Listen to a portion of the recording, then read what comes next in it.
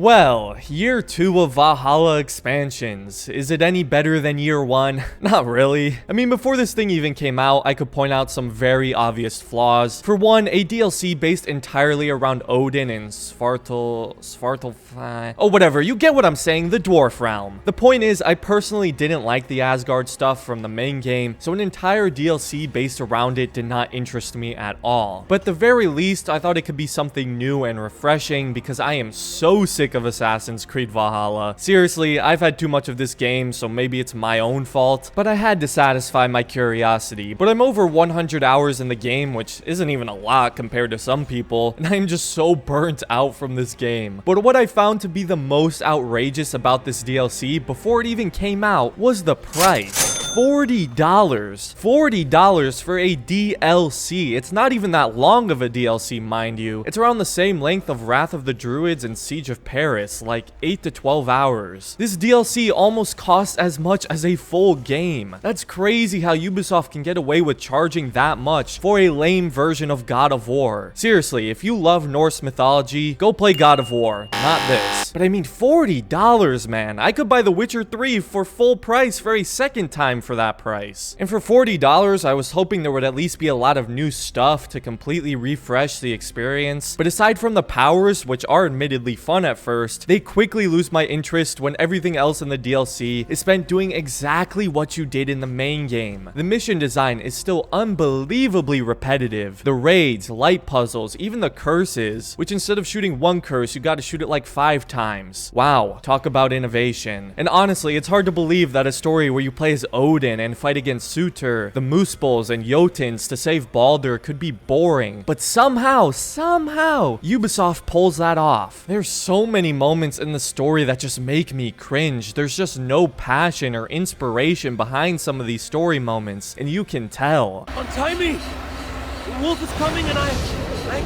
cannot reach my weapon! The story doesn't progress Eivor's character in any big, meaningful way. While maybe some big stuff happens with Odin, it doesn't really matter because Odin isn't the main character of this game. It's not like we were all just dying to know what happened to Odin after the main game and what leads up to Ragnarok in the Valhalla universe. This entire story could have never happened and no one would care. It's one massive filler storyline with Norse mythology being the big selling point. And I know this argument is getting quite redundant, but it still rings true. This DLC has no business being associated with Assassin's Creed. Honestly, if Ubisoft wants to do these sorts of games based on mythology with all the crazy powers, just make a new IP for it. That way I think they would be much better received and Assassin's Creed can be actually about Assassin's Creed. But no, the Assassin's Creed title generates too much recognition and money for them to do that. I'm sorry, I didn't mean to start this video off with a whole rant. Or maybe I did. I don't even know anymore. This series is not good for my mental health. But okay, let's talk about the positives with this DLC for a minute. For one, I like the new armor sets. There were quite a few new cool looking ones that can actually be unlocked by just playing the game and not through microtransactions, so I'm thankful for that. At the very least, I can now be dripped out when doing Viking things. I also like the new weapons, even if they don't really bring a lot of new combos and animations. It's just nice to have new weapons and armor exclusive to the DLC, so at least you feel like you're getting something for forking over $40 for this thing. The new powers that you can obtain remind me a lot of the Tyranny of King Washington DLC from Assassin's Creed 3. They're very similar. There's the power of the Raven where you can turn into a bird and fly around and assassinate people. Whee!